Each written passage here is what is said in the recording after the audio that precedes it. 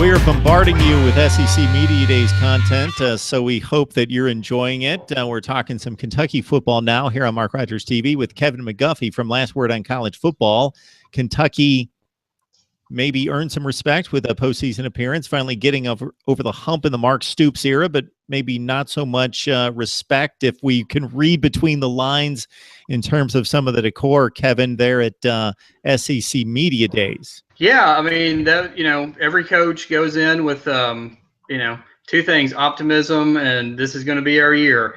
It wouldn't be media days, you weren't going to say that. And, I made the comment that right off the top, Stoops comes out for his press conference, and they have the wrong UK helmet out. They have the helmet from 2 years ago. 2 years ago, they switched the logos on the helmets, and they had the logo from two years ago with that helmet. And so one of the reporters caught it, and they ran out, and somebody changed it, found the right one, put it in. And you could say, well, that's your old time Kentucky football.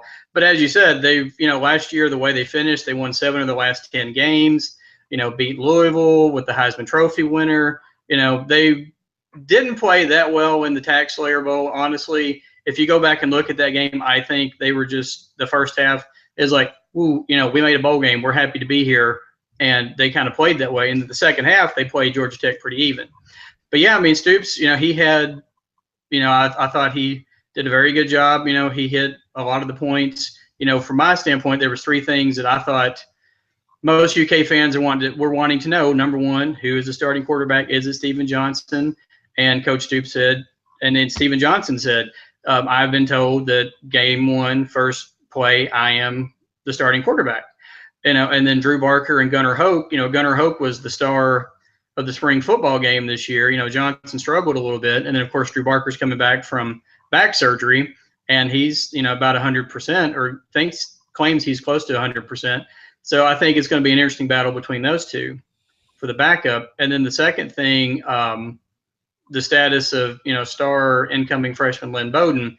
Everybody from this year's incoming class, Michael Nesbitt and Lynn Bowden, everybody's on campus except those 2 guys, and he didn't really get into specifics, but said that he'll be, by the 1st of August, he'll be here. So, as we've talked before, Kentucky fans are just pumped to see Bowden out on the field. He's, reminds people a lot of Randall Cobb. And then the third thing was, what about the defense, and specifically the defensive line? They're very strong at linebacker. They're strong at cornerback, safety.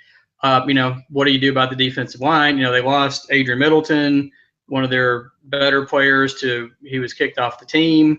And one of the guys they were hoping to could maybe come in and fill a void right off the top was Phil Hoskins. He's a junior college guy. He's due to injuries, and he's not going to be available at the beginning of the season. They're hoping, third or fourth game, maybe he can get in there and do something. But what Coach Stoops, said, they have a new defensive line coach, and Derek LeBlanc, who came over from North Texas this past season, and he said, I've been very impressed. These guys, are making incredible progress, making great strides, and very happy. So, those are the 3 points that a lot of UK fans are wondering about going into today.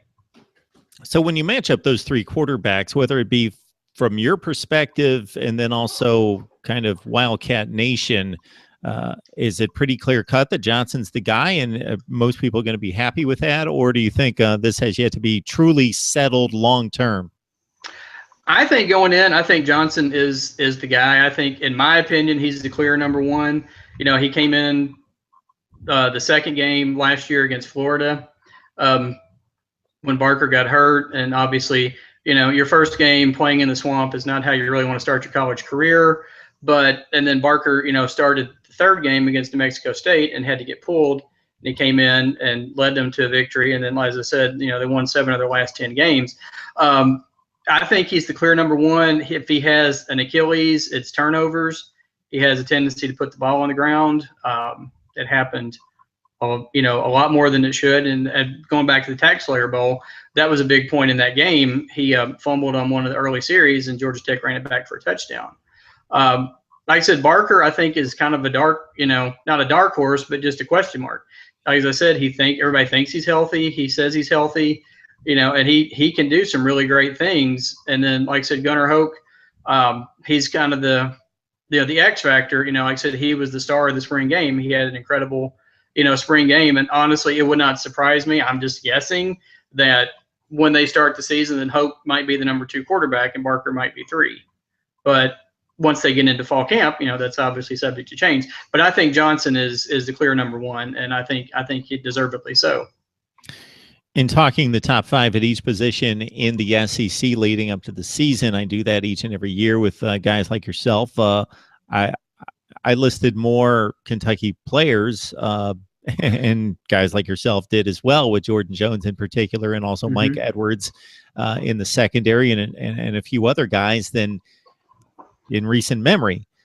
The defensive line, though, that seems to be the troubled spot potentially that's going to keep this team from truly challenging in the SEC East. So do you have any hope there that the defensive front could be a little bit more formidable than what's expected? It's Avante Bell who got kicked off the team, not Adrian Middleton. Adrian Middleton is one of the guys they're going to be counting on, to help fill that role this year. Coach, as I said, Coach Stoops said today he's been very impressed with what he's seen out of the defensive line. And then you go to what happened yesterday, on Wednesday, or Tuesday, excuse me.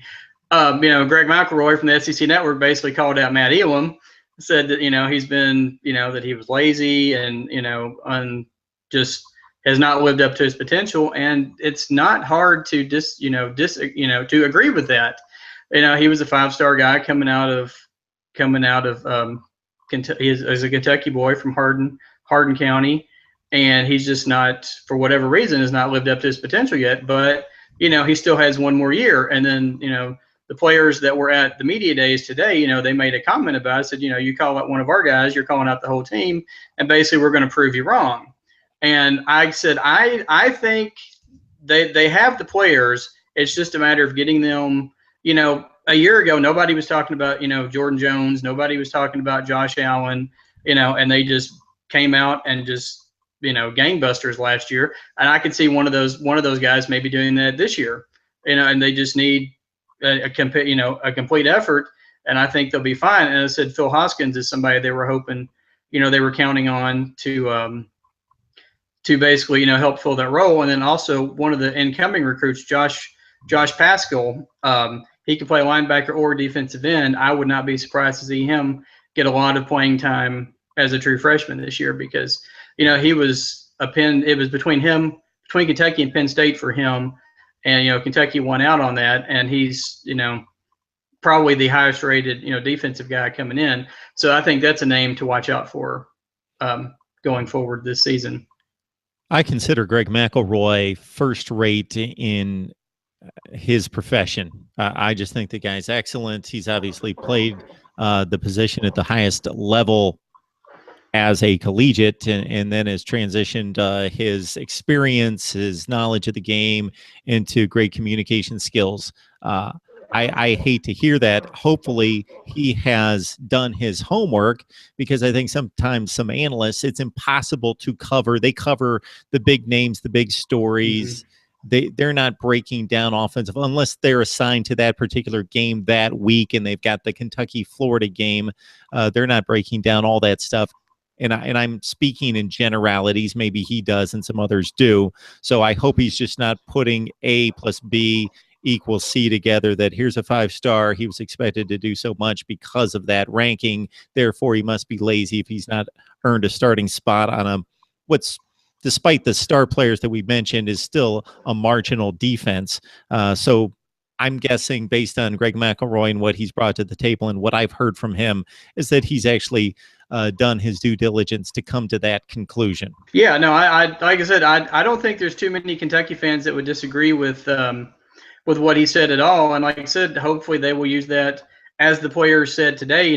They had Steven Johnson and Mike Edwards and Courtney Love, 2 defensive guys, and obviously quarterback there. And like I said, they took it as a challenge, and hopefully, there's never anything wrong, I don't think, with some good bulletin board material to maybe make you play a little harder, maybe make you play a little bit better. Get yourself in gear. So who knows? This could be a blessing. We may be talking about Matt Elam, all SEC guy, at the end of the season. So, I mean, he has the potential. It's just a matter, for whatever reason, it's just not clicked. But like I said, Coach Stoops has said great things about Coach LeBlanc, and maybe he's the guy that can pull this out of him and get him, where everybody thinks he should be and where he ought to be. All right, it's another SEC breakdown here on Mark Rogers TV. This time we're talking Kentucky with Kevin McGuffey from Last Word on College Football. Please join him there for some interesting insight into Kentucky, the SEC, and college football, along with a number of our friends from the Last Word on College Football platform. All right, Kevin, we appreciate you helping us out on Mark Stoops and company. Thank you very much, Mark, for having me on. I really appreciate it, and hope get to talk more maybe during the season as we go along.